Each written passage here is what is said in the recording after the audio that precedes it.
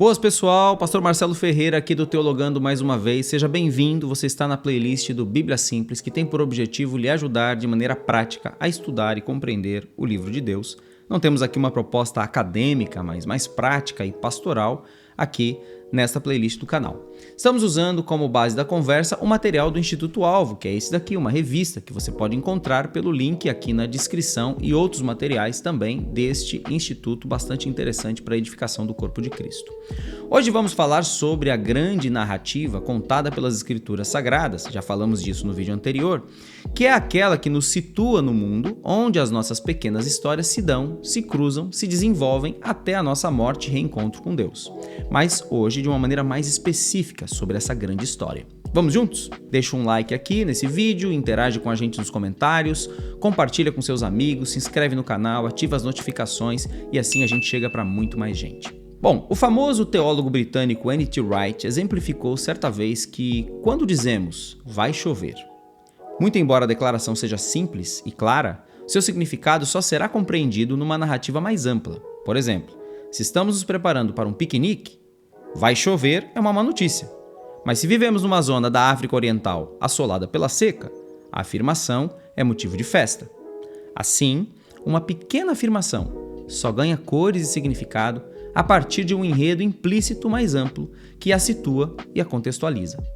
Todos nós vivemos de histórias e estamos contextualizados dentro de outras histórias maiores do que as nossas próprias.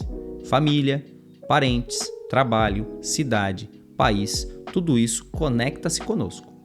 Precisamos de uma história para existir. Por exemplo, temos um background genético. Tivemos um pai, uma mãe, progenitores, uma concepção, consentida ou não, desejada ou não, há aí uma história. Se alguém nos pergunta, quem é você? Contamos uma história para responder. Falamos o nosso nome, mas não é uma resposta estanque. Eu sou filho de fulano, filho de Beltrana, nasci em tal ano, faço isto e aquilo, gosto daquilo outro, e começamos a dizer sobre as nossas influências, o que estudamos, e é uma história que vai, muitas vezes, contextualizar a pessoa e nos definir. Estamos, então, na vida colecionando, desenvolvendo histórias e procurando responder questões fundamentais da realidade. No livro A Visão Transformadora, da editora Cultura Cristã, escrito por Brian Walsh e Richard Middleton. Inclusive você pode encontrar em Portugal, na Bertrand, nós vamos deixar aqui o link na descrição, e no Brasil encontra-se em muitos lugares. Os autores falam sobre 4 perguntas fundamentais que todo ser humano faz, que é quem somos, qual é o propósito da vida, o que há de errado no mundo e qual é a solução. A sociedade civil propõe uma imensa variedade de histórias, metanarrativas, ou narrativas culturais, de cunho filosófico, político, religioso, pseudocientífico, artístico, estético, que visam responder a essas 4 questões e dar conta dessas perguntas mais viscerais da existência. Aqui é interessante citar um incidente ocorrido no livro O Guia dos Mochileiros das Galáxias, uma ficção científica que faz referência a um livro, dentro da história, um livro que é o mais importante que uma pessoa precisava ter para viajar pela galáxia, uma espécie de manual de sobrevivência dos viajantes espaciais. Num dado momento, há lá um supercomputador chamado Pensamento Profundo, que recebe a incumbência de descobrir e calcular a grande resposta para a vida, o universo e tudo mais. O computador analisa a questão, diz que é capaz de chegar à resposta, mas que vai demorar um pouco, 7 milhões e meio de anos. As pessoas ficam tristes, mas falam, não há jeito, vamos esperar. Passa-se o tempo necessário e a geração que está viva para o tempo da resposta está ali ansiosa. 2 homens são designados para ter a resposta em primeira mão. E quando o pensamento profundo vai resolver e revelar qual é a resposta para o mundo e para o universo e tudo mais, a resposta é um número, o número 42. Faz-se lá um grande suspense a respeito dessa resposta e o computador diz, olha, vocês não vão gostar do que vão ouvir, a resposta é 42. Uma brincadeira interessante sobre os limites da ciência, não é? Nós somos seres interpretativos, com perguntas profundas, buscamos significados para além de um relatório cheio de números, e isso é o que nos torna seres religiosos, transcendentes, Queremos saber não só como as coisas funcionam, mas por que funcionam assim e assado. E a grande história de Deus, a história da redenção, revelada nas Escrituras, nos responde às questões essenciais da vida, aquelas 4. Quem nós somos, qual é o propósito da vida, o que está errado e como é que se chega à solução. Quando nós olhamos para a palavra de Deus, vamos perceber que ela vai lidar com todas essas questões dentro de uma narrativa que vai de Gênesis a Apocalipse, que são os 4 pilares da história da redenção, que vão orientar a nossa cosmovisão e nos fazer ver a própria história particular da gente dentro dessa história maior.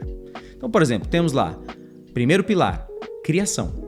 Gênesis capítulos 1 e 2. Um reino criado por Deus, estabelecido por Ele, onde tudo era perfeito. Segundo pilar, a queda. A rebelião dentro do reino de Deus, em Gênesis no capítulo 3. Depois, nós temos o resto da Bíblia do capítulo 4 de Gênesis até Apocalipse, capítulo 20, a história da redenção, da promessa de Deus através de Israel, da chegada do rei por meio de Jesus, o avanço do reino por meio da igreja. E depois, em Apocalipse 21 e 22, temos a consumação de todas as coisas, quando o Senhor estabelece e restaura todas as coisas num novo céu e numa nova terra. Portanto, veja, a história, a narrativa maior que adotarmos como verdadeira sobre nós e o mundo à nossa volta, definitivamente moldará a nossa biografia. E a história bíblica, que está estabelecida nesses 4 pilares, criação, queda, redenção e consumação, nos auxilia a vermos a realidade de maneira abrangente. Não deve ser uma ideologia política, uma filosofia temporal, uma religiosidade mística, monista, individualista, que dará conta de toda a realidade. E essa grande história de Deus é uma história em desenvolvimento, porque aguardamos o retorno do Mestre, o retorno do Rei Jesus. Portanto, quero te dizer 3 coisas. Primeiro, Deus tem um plano de fazer com que tudo aponte para Jesus e dependa dele. Segunda coisa, esse é o propósito da história bíblica como um todo. Portanto, deixa eu lhe dizer uma coisa. Deus tem um plano de fazer com que tudo aponte para Jesus e dependa de Jesus. Esse é o propósito da história, da narrativa bíblica. E nós somos abençoados por podermos fazer parte deste plano e dessa grande história. As nossas pequenas histórias se cruzam com a de Deus. Elas se dão dentro dessa narrativa maior. E a pergunta que nos resta é: como é que vamos experimentar a grande história de Deus em nossa pequena biografia? E fazer com que tudo na nossa vida seja sobre Jesus e não sobre nós. Me conta aqui nos comentários, que eu gostaria de ouvir como é que você recebe essa palavra, como é que você recebe essa compreensão da grande história de Deus e da sua ser uma partezinha dentro desse quadro maior. Um grande abraço, quero ver você nos próximos vídeos.